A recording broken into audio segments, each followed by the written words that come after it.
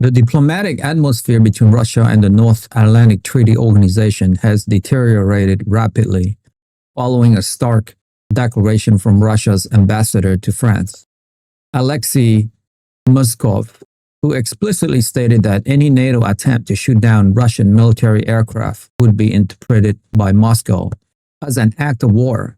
This warning, delivered through official channels and subsequently reported by international media, represents a significant escalation in the war of words that has been building over recent months due to a series of alleged airspace violations and unmanned aerial vehicle incursion across Eastern Europe. Ambassador Meshkov's comments were framed as a direct response to what Russian authorities perceive as increasingly aggressive posturing from NATO member states, including the forward deployment of additional fighter squadrons to Baltic air policing missions and heightened naval activities in the Black Sea. The Russian Foreign Ministry has consistently argued that its military flights are conducted in international airspace and fully compliant with all relevant international laws,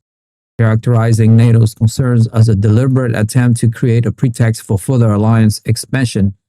and militarizations along Russia's western flank. This latest verbal confrontation occurs against a backdrop of stalled diplomatic initiatives and the collapse of several key arms control agreements, leaving few channels for de-escalation open between the two nuclear-armed powers.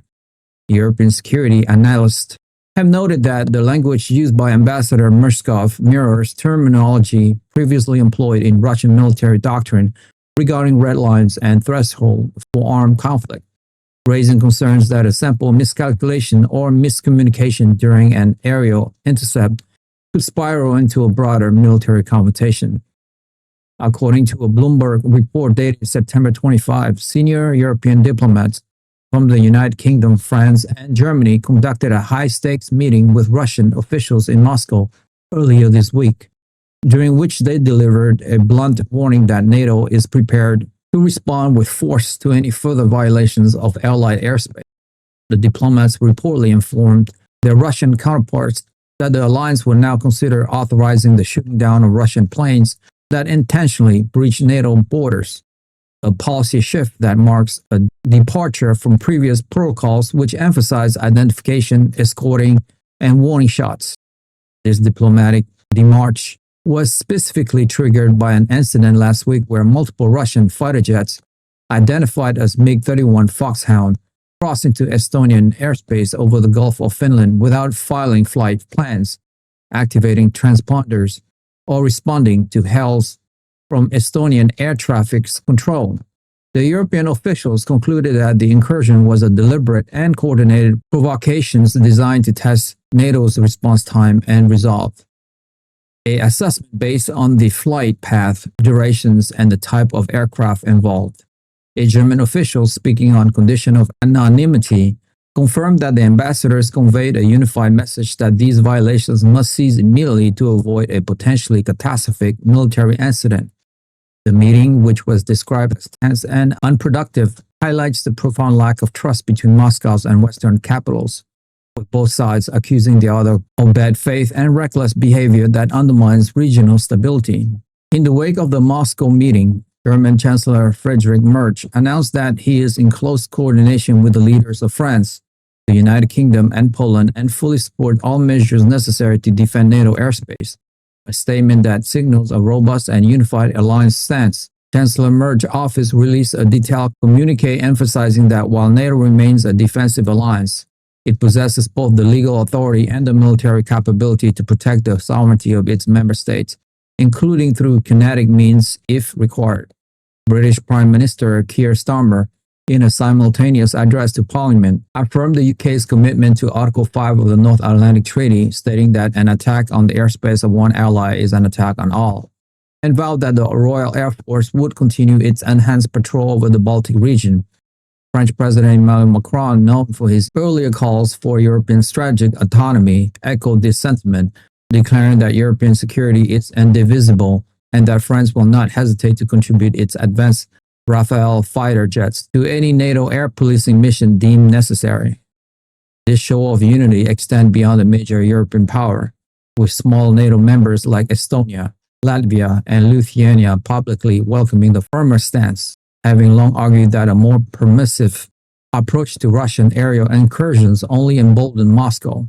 The Supreme Allied Commander Europe's General Christopher Cavalli has reportedly presented NATO's military committee with updated rules of engagement for approval, which would streamline the process for commanders on the ground to authorize defensive action against unauthorized aircraft, reducing the decision-making time in a crisis.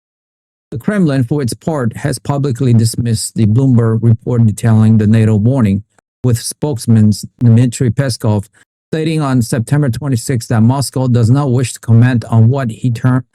speculative media claims, and reiterating that Russia's military activities are always conducted legally and transparently.